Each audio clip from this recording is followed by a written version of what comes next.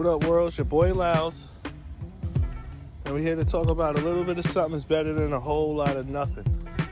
Which means, if you don't have any money and somebody offers you $5 an hour, would you take it or shouldn't you take it? I think you should take it, because if you don't have any money, $5 an hour is more money in your pocket than no money. So that's how you get your start. You gotta remember, don't be too proud. A little bit of something is better than nothing. Nobody can judge you, because everybody gotta start from somewhere. Once you have a job, other jobs wanna hire you. It's almost like when you're in a relationship with a girl. When you're single, you could date anybody, but nobody wants you. As soon as you get in a relationship, now all these other girls want you. Once you're married, they see the ring, they want to be with you. Oh, that guy is sturdy. He's a loyal guy. He's willing to marry somebody. He's willing to be committed. That's like companies. They do the same thing. Once you have a job and you show that you're doing great with them and you're showing consistency, they want to hire you too, right? But once you start making some money, then you have an opportunity while you're working there to go look at other jobs. You know, you just have to separate what you're doing. You have to put things in categories. Right now, it's not time to party. Right now, it's time to change your situation. So that's when you would do like I said before, where you're working one job, but you're doing the overnights and you're going to school and you learn it, as long as it's tuition reimbursement, right? So you're getting the job to pay for you to learn something, and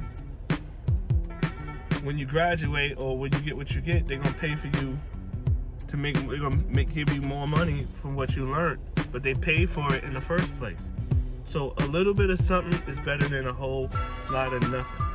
Even if that little bit of something may be a job that you don't want to do.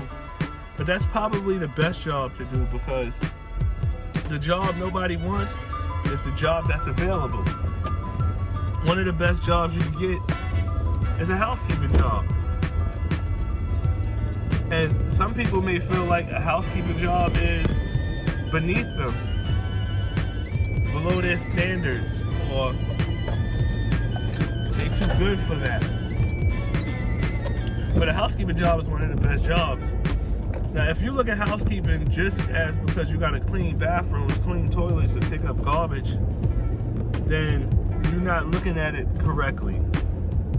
You have to look at housekeeping as job security. The more people throw stuff on the ground, the more times you're gonna come back to that area to clean it, right? Even if you just clean, they throw a piece of paper on the floor, they need you to come back and pick that paper up. People gotta use the bathroom. They need people to clean the bathroom on a daily. That's not a job they can replace with Amazon or a robot, right? Not only that, those jobs come with other opportunities to move around. So when you get into a hospital and you take the entry-level job, which is housekeeping, that job come with benefits. That job come with 401k. That job come with pensions sometimes. That job come with tuition reimbursement. That job come with opportunities for growth. It's not just cleaning toilets. So that's what I mean by when I say a little bit of something is better than nothing. And once you get that job, guess what? If you work for I used to work for North Shore, which is now Northwell. On my resume, all they're gonna see is that North Shore logo. They're not gonna see the housekeeping position that I was working. They might say environmental services, right? But they're gonna see that North Shore logo. That's a big logo for other big companies, they're gonna recognize that. That's gonna stand out. And you know, I treated North Shore like family, but it was also a stepping stone for me. So I used it as a stepping stone. This is what place I went to get my title. Once I got my title, I moved on to another place, but I still have a great relationship with them. I never burnt my bridges. I took advantage of the little that I was given and I turned it into a lot. That's my motto in life, to take a little and stretch it. Just the same way y'all take drugs and y'all add a cut to it and y'all stretch it. That's what I do with regular life. I take the blessings that I have and I maximize it to its maximum. That's what I do, even if that makes sense, right? Maximize it to a maximum. I stretch it. I take an inch, turn it into a mile. That's what I do. But you gotta remember, a little bit of something is better than a whole lot of nothing. Now you also could have a house. Let's say you have a house that's paid off, right? But the house is beat down. It need mad work, but it's paid for. And it ain't really worth nothing because it's all beat up, right? So you can stay in that house that's beat up and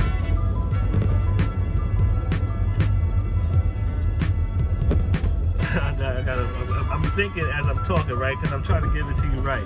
So you can stay in that house that's beat up, right? But it's paid for. And you don't owe nobody anything, but you need mad work on it. Well, who wants 100% of nothing? Or you can go take a loan on it.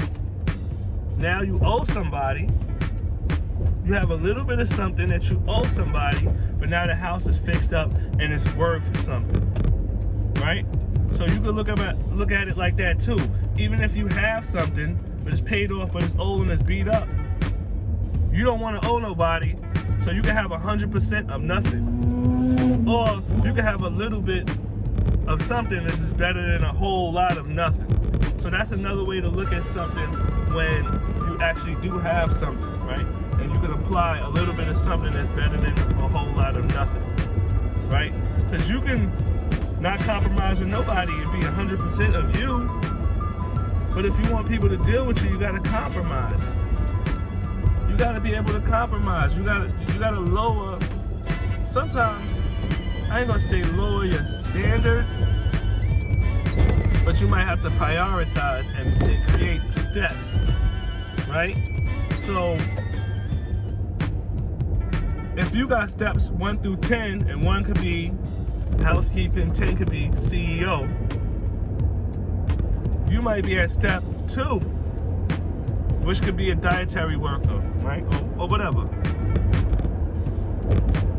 That doesn't mean that you won't end up at step 10. That don't mean that you lowering your ego and your standards and humbling yourself, right? But that just means you're not at step 10 yet.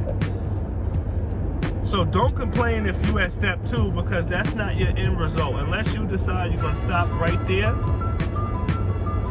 don't worry about it. So if they're gonna pay you $8 an hour, that's not your final job. That's just something you have right now until you can make $10 an hour. When you make the 10, excuse me, you take that till you can make $12 an hour. Until you work your way up to $100 an hour. Or building your own business. But you gotta remember, a little bit of something is better than a whole lot of nothing. Even if you own something completely, but it's all beat up, you still gonna need to go get somebody to come in and give you a little something so you can make it worth something. So now you can turn around and use that to level up, right? Because if you have that property, you borrow money, you fix it up, guess what? The value goes up. Guess what? You start to build credit history or relationship with that bank because you done made all your payments on time, right? You done carried a good balance to show that you can afford to keep these things, right? You done made good on your notes. You done made good on your loans. These are the things that you want. that's going to help you down the line. Because your credit is almost like your DNA. Your credit score is almost like your DNA. It will follow you. It's your fingerprint. It says a lot about you, your credit. And it really does. But just remember, a little bit of something better than a whole lot of nothing. Signing out.